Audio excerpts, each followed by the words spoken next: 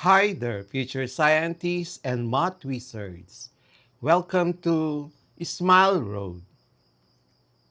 I'm Sir M, and I created this channel just for you, senior high school students looking to make science and math easier, clearer, and yes, even more fun.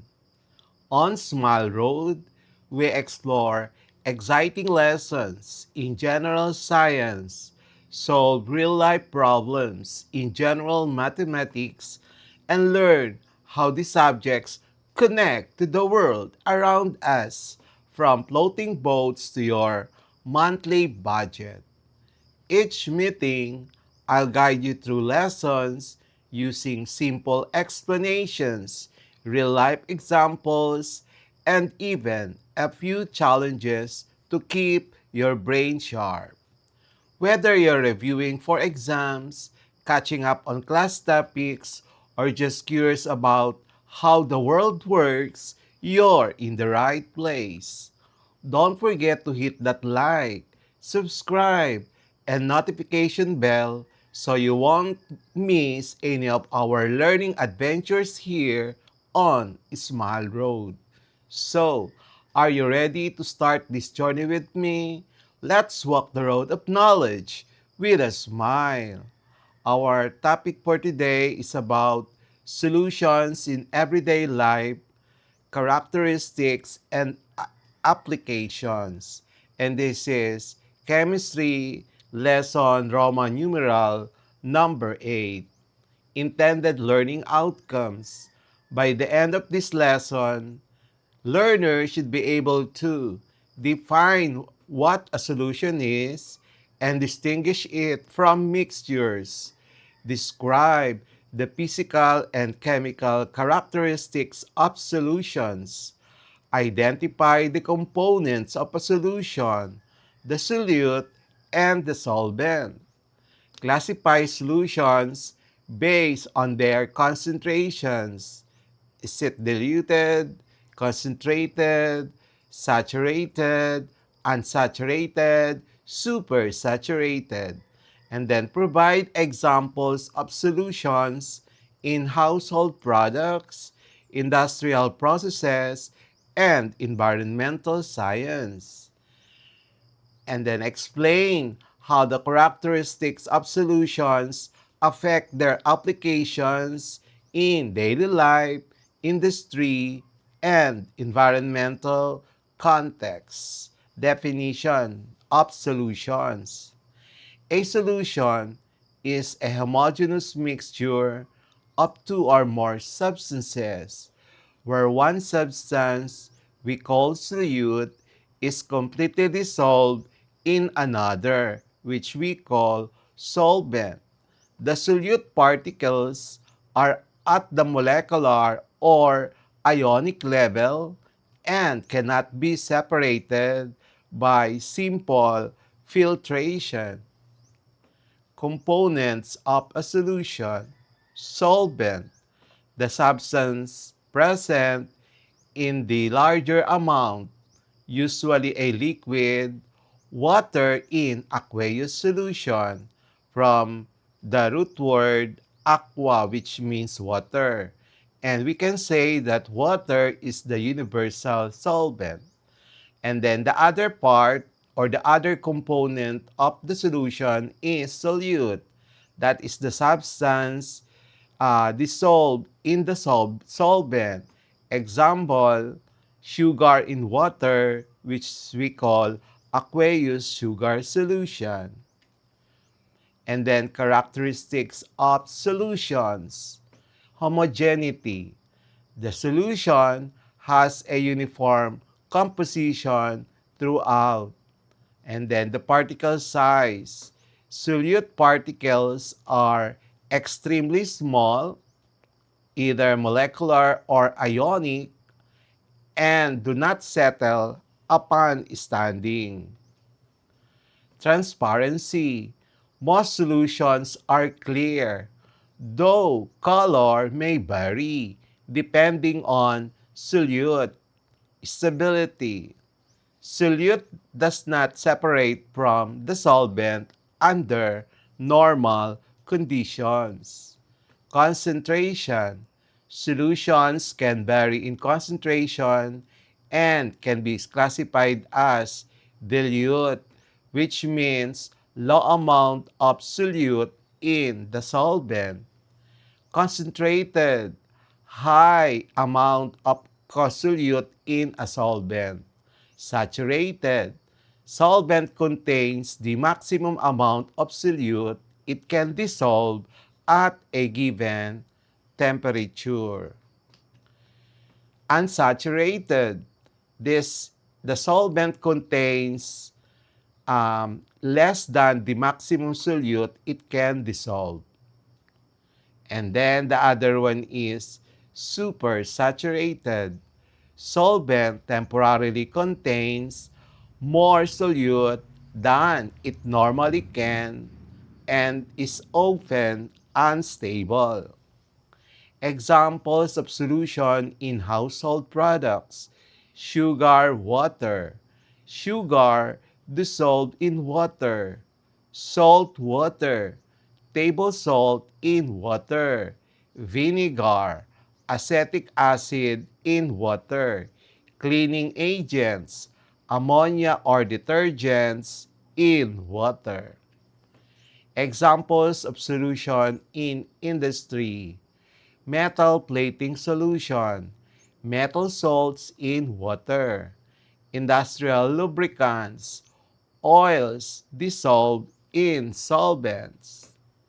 And then chemical synthesis, reactants dissolved in appropriate solvents for reactions. Beverage production, carbonated drinks, syrups. Examples of solutions in environmental science: AC water, salts dissolved in water, acid rain, acidic gases dissolved in rainwater, pollutant dispersions, chemicals dissolved in soil water or groundwater. Importance of understanding solution characteristics in our households helps in safe preparation and use of cleaning solutions, beverages, and food additives. In industry, enables control of chemical reactions, product quality, and process efficiency. Environmental science helps in monitoring water quality, understanding pollutant behavior, and designing remediation processes. Key takeaways: understanding the characteristics of solutions allows learners to identify solutes and solvents, classify solution types, and relate their properties to practical applications in everyday life, industrial processes, and industrial science. Practice problems. Chemistry lesson, Roman numeral number 8, solutions in everyday life, characteristics, and applications. Practice problem number 1. Identify whether the following is a solution: colloid or suspension, vinegar in water. So, given vinegar, acetic acid mixed with water. And then, required, identify if it is a solution, colloid, or suspension. Solution: acetic acid molecules dissolve completely in water, forming a homogeneous mixture. So final answer, the answer is solution, and that is a liquid-liquid solution. Our solute is liquid, our solvent is liquid. That's why it's called liquid-liquid solution. Practice problem number 2. A student stirs sugar into hot coffee until it disappears. What type of solution is formed? And what is the solute and the solvent? Given, sugar is stirred into hot coffee until it disappears. So required type of solution, identify solute and solvent.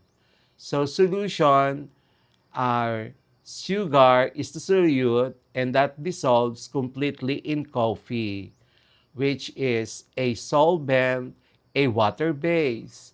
And then the final answer, solution, it is a solute, and the solute is sugar, and the solvent is coffee or water.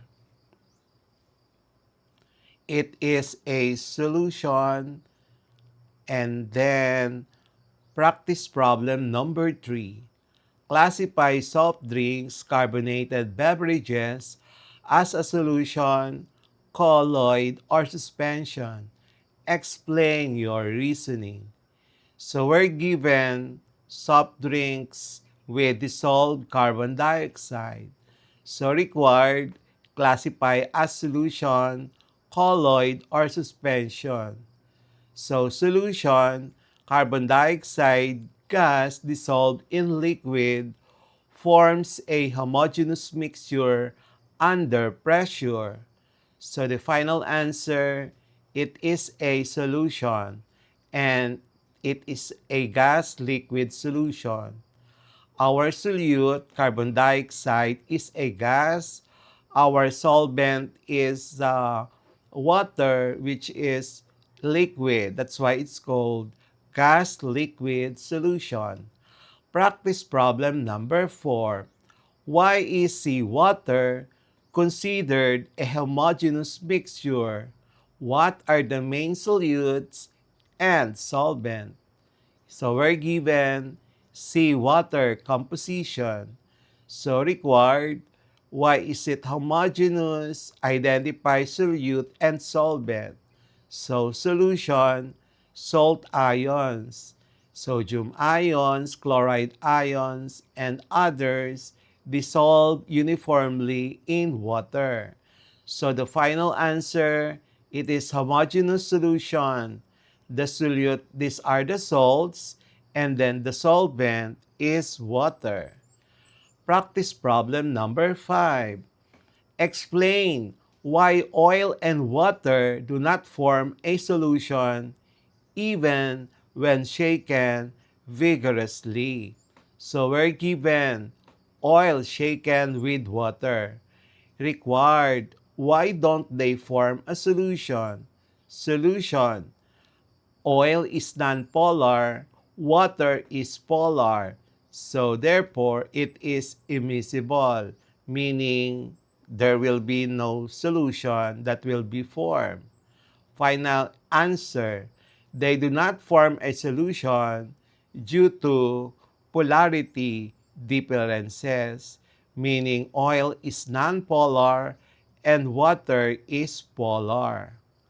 Practice problem number 6. In environmental science, acid rain is an example of solution. What are the solutes and solvent in acid rain? So we're given acid rain composition. So required, identify solutes and solvents. So solution, pollutant gases, these are the sulfur dioxide, the nitrogen dioxide, dissolved in rainwater. So the final answer, it is a solution, and then solutes are SO2 and O2, and the solvent is water. We will have the next part of this lesson.